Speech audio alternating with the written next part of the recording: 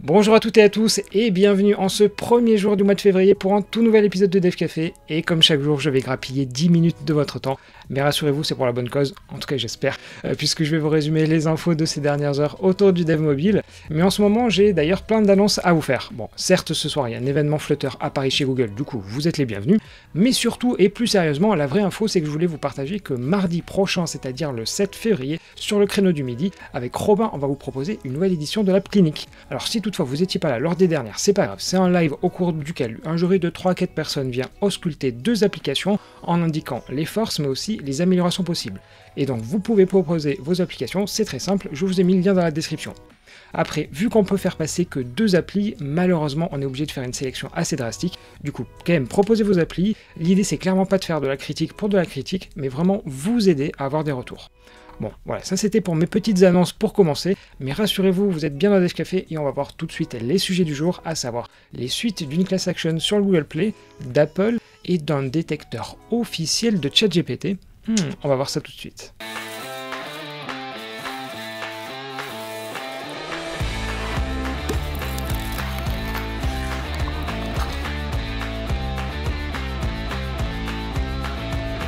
On commence par un sujet qui me tient à cœur, quitte à vous faire fuir d'entrée, mais peu importe, puisque ça concerne l'accessibilité, et d'ailleurs même un site que je vous avais déjà présenté, mais bon, vous imaginez bien que si je vous en reparle, c'est qu'il y a quand même du nouveau. Et la différence principale, c'est que le contenu est désormais complet, là où il était encore en cours d'écriture la dernière fois. Mais petite cerise sur le gâteau, désormais il y a le site, mais aussi des applications qui se déclinent sous Android et iOS. Alors côté contenu, vous trouverez des statistiques, notamment une qui indique que 59% des utilisateurs néerlandais d'Android ont au moins une fonctionnalité d'accessibilité d'installer sur leur téléphone, ou encore toujours aux Pays-Bas qu'une personne sur 4, soit à peu près 4,5 millions, a un problème d'accessibilité temporaire ou définitif, comme de la difficulté à entendre ou alors des problèmes moteurs. Mais surtout, sur ce site, ça vous donne accès sur Android, iOS, React Native, Flutter, Xamarin, à du code pour savoir comment bien intégrer l'accessibilité dans vos applis. À chaque fois, vous avez le code et les explications, et honnêtement, c'est un super site que je vous recommande d'ajouter dans vos favoris, car malheureusement, on le sait bien, l'accessibilité, c'est toujours le sujet qui est mis de côté. Petite info quasi quotidienne maintenant sur ChatGPT qui fait notamment peur aux universités car tout simplement les étudiants ont des travaux quasi gratuits. Mais ça reste quand même assez difficile de détecter le contenu humain de celui qui a été généré. Alors certes, il y a des outils tiers, mais OpenAI vient de créer son propre détecteur qui reste encore une ébauche car il est capable de détecter 26% de cas positifs contre les faux positifs aux alentours de 9%. Donc vous pouvez le tester gratuitement, mais OpenAI est clair sur les limitations. Il faut au moins 1000 mots et plutôt du texte en anglais, sans quoi le taux de détection va chuter drastiquement. Pareil, il ne faut pas l'utiliser sur du code. Bon, comme je vous l'ai dit hier, surtout n'hésitez pas à le tester et à me faire vos retours. Ensuite, place à une super bonne nouvelle si vous avez un compte développeur sur le Google Play. Mais uniquement si c'est un compte américain. Désolé. En effet, il y a une class action qui avait été lancée par des développeurs arguant que Google monopolisait ou tentait de monopoliser les marchés autour de la distribution d'applications et des achats in-app sur Android. Malgré tout, Google continue de nier ces allégations, mais il y a quand même un accord qui a été trouvé afin de mettre un terme à un éventuel procès. Pour y participer, il y a 4 critères. En 1, en toute logique, être un développeur américain. En 2, avoir vendu des applis ou alors des achats in-app entre août 2016 et décembre 2021. En 3, avoir une commission au moins une fois supérieure à 15%. Et enfin, avoir réalisé moins de 2 millions de dollars de chiffre d'affaires chaque année entre 2016 et 2021. Si vous remplissez toutes ces conditions, vous pouvez alors recevoir une compensation qui est comprise entre 250 et 200 000 dollars. Mais bon, malheureusement, j'imagine que pour l'écrasante majorité d'entre vous, et c'est mon cas, tout simplement, vous n'êtes pas dans ces critères-là. Bon, malgré tout, on est quand même en train de voir que Google et les commissions, ils sont en train de faire attention là-dessus, notamment sur la partie régulation, donc affaire à suivre. Et tiens, toujours autour de cet aspect commission et régulation, hier j'ai reçu la newsletter de Google et j'ai vu une deadline au 15 février et ça a un tout petit peu éveillé ma curiosité. Alors comme vous le savez, le Digital Market Act en Europe, ça va forcer Apple et Google à proposer des solutions de paiement alternatives. En réalité, Google s'y prépare déjà depuis un petit moment puisqu'un pilote permet déjà de tester ce scénario depuis le mois de septembre. D'ailleurs, le programme il est toujours ouvert si vous faites partie de l'un des pays de l'Union Européenne ou alors de la liste que vous voyez juste ici. Et il y a notamment l'Inde où on sait que c'est quand même un peu tendu en ce moment. Du coup, si vous avez envie de le rejoindre, c'est pas compliqué, vous avez le lien dans la description. Mais ce que j'avais pas vu, c'est que des guidelines autour de ces solutions de paiement tierces sont en ligne depuis quelques mois déjà. Et la fameuse deadline du 15 février, ça s'adresse en réalité aux solutions de paiement tierces qui doivent donc s'y conformer. Et je pense par exemple à Stripe ou à Paddle qui sont des bons exemples. Mais je vous propose surtout qu'on aille voir ce à quoi ressemblera notre futur d'une certaine manière, en tout cas en tant qu'utilisateur.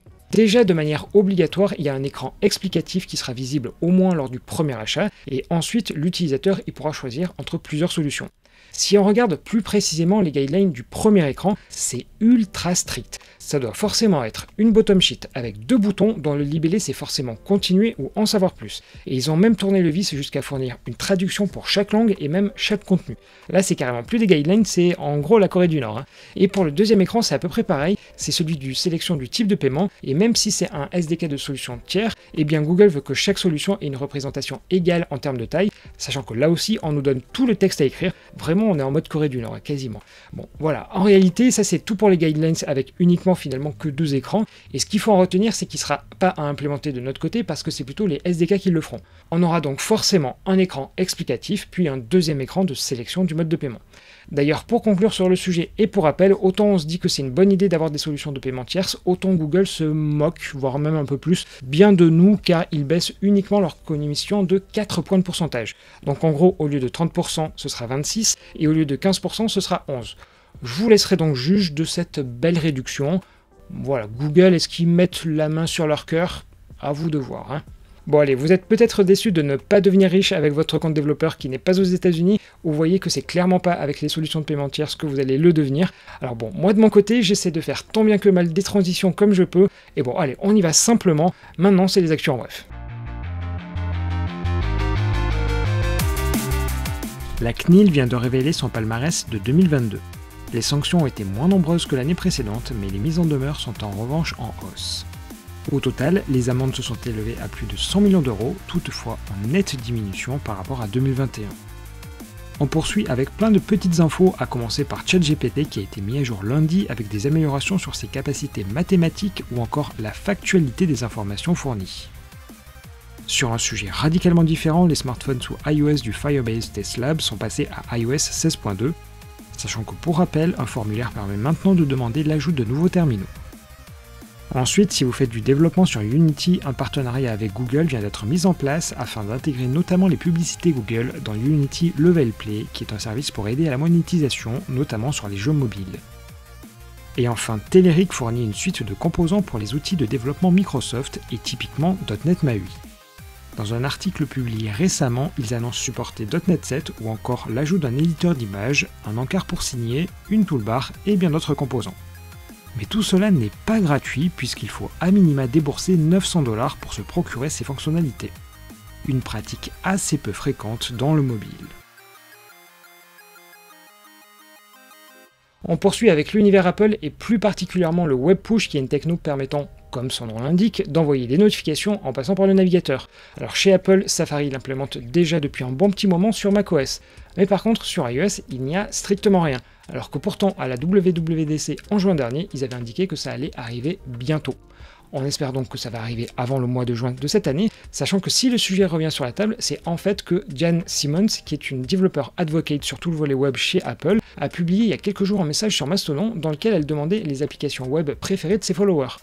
Or, les applis web, elles ont très souvent besoin des notifications, exactement comme les applis mobiles d'ailleurs.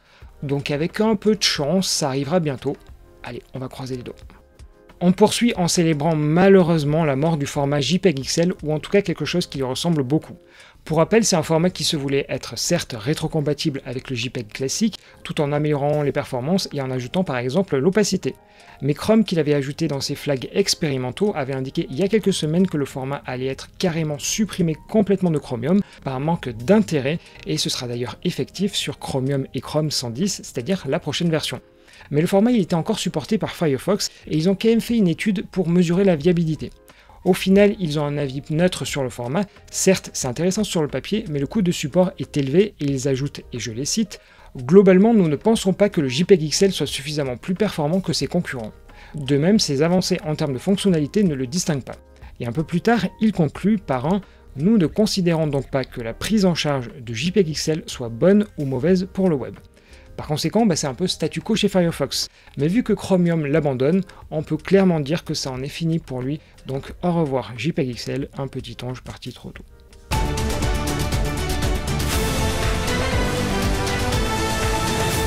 Et on termine avec une breaking news, et avant même de vous expliquer ce qu'il en est, mettez à jour au plus vite les applications GitHub Desktop et Atom sur votre ordinateur et mettez bien en pause la vidéo. Bon, si vous êtes déjà de retour, la raison pour laquelle il faut faire ce changement, c'est qu'en décembre, GitHub a détecté des accès non autorisés au repo de ces deux applis. Et après une investigation qui a quand même pris un bon mois et demi, il en ressort qu'aucune modification particulière n'a été trouvée. En revanche, un certificat utilisé pour signer ces deux applis a bien été volé. Mais bon, il se montre quand même rassurant en indiquant que les certificats sont protégés par un mot de passe et qu'à l'heure actuelle, aucune utilisation malveillante n'en a été faite. Toutefois, vu que ce certificat a été utilisé à la fois sur GitHub Desktop et sur Atom, c'est pour ça que la recommandation c'est bien de faire la mise à jour pour récupérer des versions signées avec d'autres clés. Du coup, faites bien passer le message autour de vous. Allez bon, aujourd'hui il n'y avait pas forcément que des bonnes nouvelles pour ce 1er février, mais bon, on va quand même s'arrêter là. Bon allez, si quand même, un peu de positif, il y a un concours pour gagner 2 tickets pour une conférence Flutter qui aura lieu en virtuel la semaine prochaine, les infos sont dans la description, et bon allez, malgré tout, j'espère en tout cas que cet épisode vous aura plu, auquel cas n'hésitez pas à mettre le petit pouce vers le haut, ou encore à partager la vidéo autour de vous. Allez, bonne journée à toutes et à tous, et moi je vous dis à demain.